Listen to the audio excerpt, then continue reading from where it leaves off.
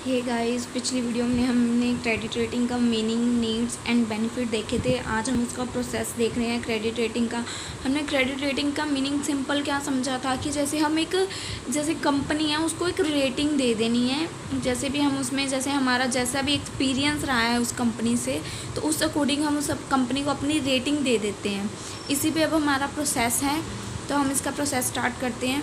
First process का point है receipt of the request. Receipt of the request में क्या होता है, फर्स्ट जो इशूअर है, जैसे एक कंपनी है उसने ना अपनी कंपनी की रेटिंग करवानी है, तो वो एक रिक्वेस्ट भेजती है ना, रेटिंग एजेंसी कंपनी को ना एक रिक्वेस्ट सेंड करती है कि वो अपनी कंपनी की रेटिंग करवाना चाहती है, तो वो रेटिंग कंपनी उनकी रेटिंग करती है। ठीक है, फर्स्ट है इसमें वो रिसिप्ट ऑफ द रिक्वेस्ट, मतलब रिक्वेस्ट भेजेगा। देखते हैं कैसे।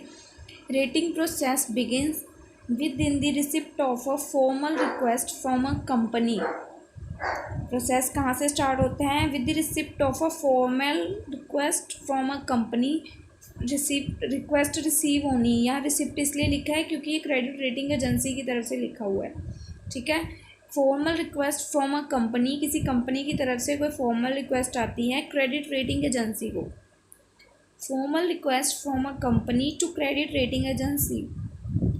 बोथ दी रेटिंग एजेंसी, जो रेटिंग करने वाली एजेंसी है, और जो कंपनी इशूअर कंपनी है जो खुद की कंपनी की रेटिंग करवाना चाहती है, and the issuer company entered into an agreement, तो दोनों ही एक एग्रीमेंट में एंटर हो जाते हैं, which is duly signed by both, जिसको वो दोनों साइन करते हैं।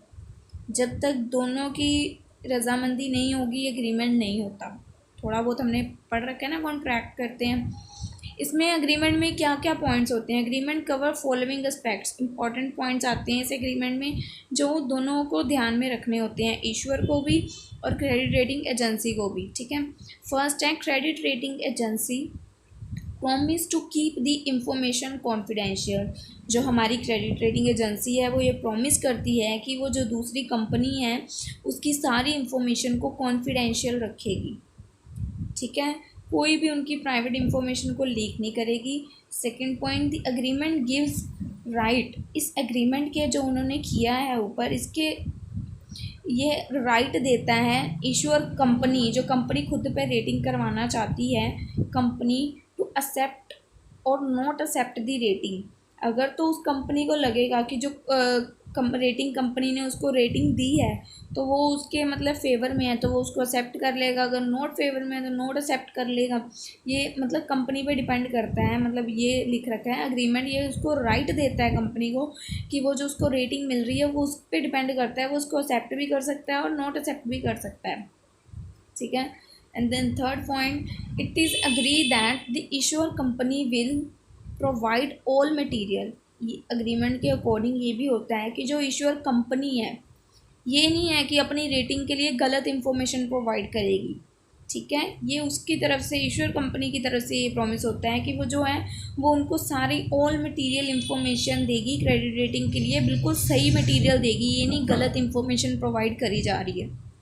ठीक है, फर्स्ट पॉइंट में था receipt of the request. Receipt of the request कहाँ से आई, इशूअर ने दी क्रेडिट रेटिंग कंपनी को। क्रेडिट रेटिंग कंपनी और उसके बीच में बोथ में कॉन्ट्रैक्ट हुआ, उन्होंने बोथ ने साइन किए, फिर उनमें कुछ केसेस आए। उन्होंने फर्स्ट कहा कि प्रॉमिस किया कि वो उनकी सारी इंफॉर्मेशन को कॉन्फिडेंशियल रखेंगे।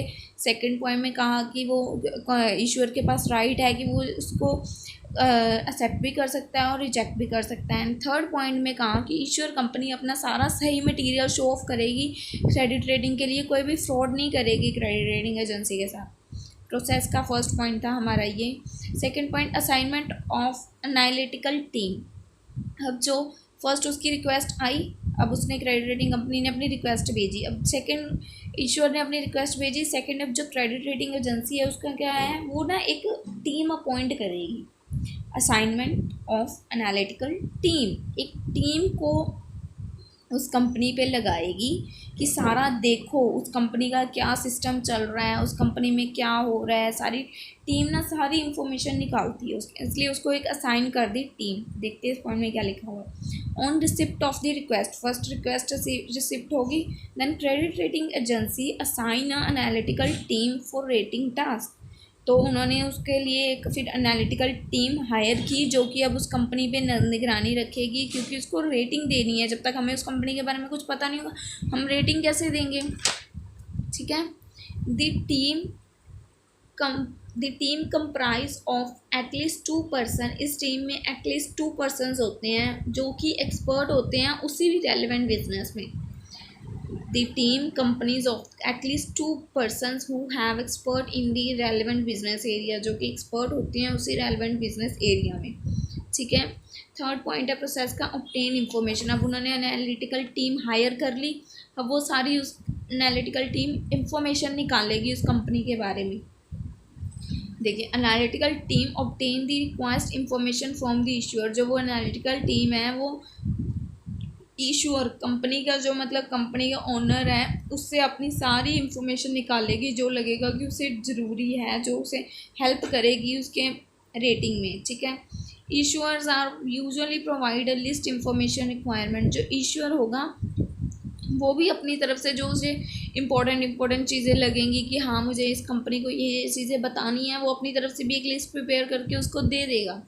देन एनालिटिकल टीम क्या करेगी, analytical team analyse the information, वो उसको चेक करेगी, अनालिस करेगी information relating to the issuer's financial statement, उसकी फाइनेंशियल स्टेटमेंट जो उसने दी है, उसका जो कैश फ्लो है and other relevant information which have bearing on rating, और बाकी सारी वो इंफॉर्मेशन जो हमें हेल्प करेगी रेटिंग देने में।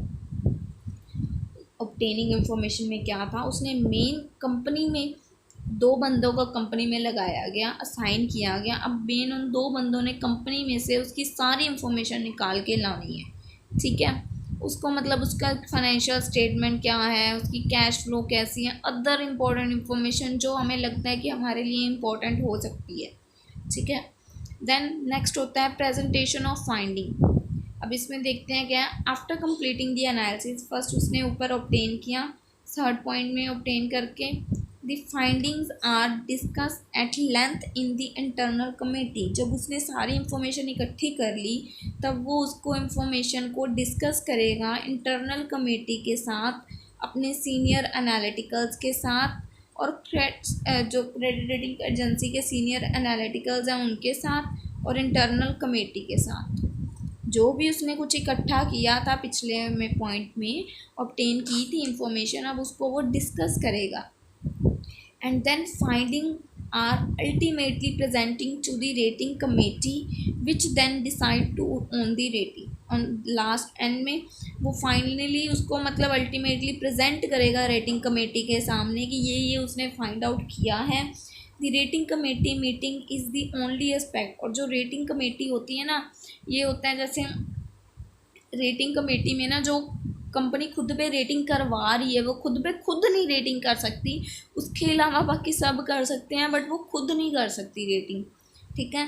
Rating committee meeting is the only aspect of the process in which the issuer does not participate directly, जिसमें जो इशूअर है वो खुद पार्टिसिपेट नहीं कर सकता। Okay. Next point communication and decision. अब हमारा प्रेजेंटेशन होगी, देन आता है कम्युनिकेशन एंड डिसीजन। इसमें क्या है, the assign rating grade is finally communicated to the issuer. जब उसने मतलब रेटिंग असाइन कर दी, अब उसको हम फाइनली कम्युनिकेट करेंगे कंपनी के साथ जिसने अपने ऊपर रेटिंग करवानी थी, उसके साथ हम मतलब डिस्कस करेंगे कि आपको ये रेटिंग दी गई है। ठीक है। और उसके रीज़न भी बताएंगे किस रीज़न की वजह से कौन सी रेटिंग क्यों दी गई है। In case issuer is not satisfy, अगर इशूअर सेटिस्फाई नहीं होता जो उसे रेटिंग दी गई है तो वो उसके मतलब रिजेक्ट भी कर सकता है, उसके अगेंस्ट अपील भी कर सकता है। In case the issuer is not satisfy with the rating assign, he can appeal against the assign rating. तो असाइन की गई उसको मतलब रेटिंग के अगेंस्ट अपील भी कर सकता है कि मुझे ये रेटिंग नहीं चाहिए क्योंकि ये मेरे अकॉर्डिंग नहीं है, क्योंकि ये मतलब जैसे मेरी रेपुटेशन है उसके अगेंस्ट है, तो वो रेटिंग को डिनाई भी कर सकता है। Rating agency undertake a review, उसकी इस अपील के बाद जो रेटिंग एजेंसी है वो एक रिव्यू दोबारा लेती है, सारा चेक करती है। In that case thereafter gives it final decision, और उसके बाद वो अपना फाइनल डिसीजन देती है। एक रिव्यू करने के बाद जब उसने कहा तो उसके बाद वो एक फाइनल रिव्यू करेगी। The rating which are not accepted, जो रेटिंग एक्सेप्टेड नहीं हुई, आर रिजेक्टेड, हम उसको रिजेक्टेड बोल सकते हैं। Rating which are not accepted are rejected, उसको हम रिजेक्टेड बोलेंगे। रिजेक्टेड रेटिंग, जो रिजेक्ट हुई है रेटिंग, वो डिस्क्लोज नहीं होती, मतलब पब्लिक में। जो तो एक्सेप्ट हो जाती है ना रेटिंग हमारी, उसको हम पब्लिक में डिस्क्लोज करते हैं, आगे हम पॉइंट में देखेंगे। बट जो हमारी रिजेक्ट हो जाती है, हम उसको डिस्क्लोज नहीं मतलब करते हैं, उसको कॉन्फिडेंशियल रखते हैं। ये नहीं है कंपनी की रेटिंग गंदी आई है तो वो डिस्क्लोज नहीं करना चाहते, तो फिर भी रेटिंग एजेंसी उसको डिस्क्लोज कर रही है, नहीं। जो रिजेक्टिंग रेटिंग होती है, not disclose and complete confidential is maintain, ठीक है, उसको मेंटेन रखा जाता है। अब देन कम्युनिकेशन एंड डिसीजन वाला पॉइंट किया था हमने अभी। देन नेक्स्ट पॉइंट है हमारा dissemination to the public. Dissemination मतलब disclose to the public.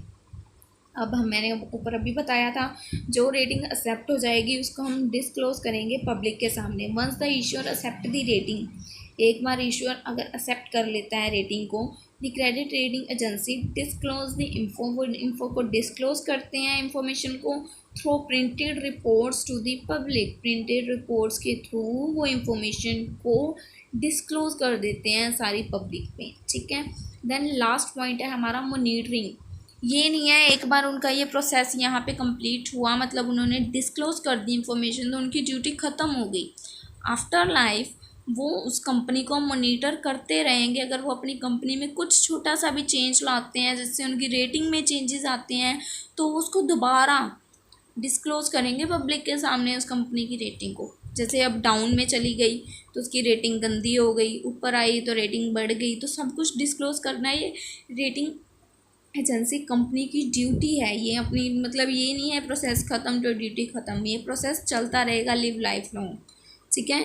After rating has been assigned, एक बार रेटिंग होगी, the agency is required to monitor, उनको मतलब ज़रूरी है कि मॉनिटर करना रेटिंग अवर द लाइफ, जब तक उसकी लाइफ है।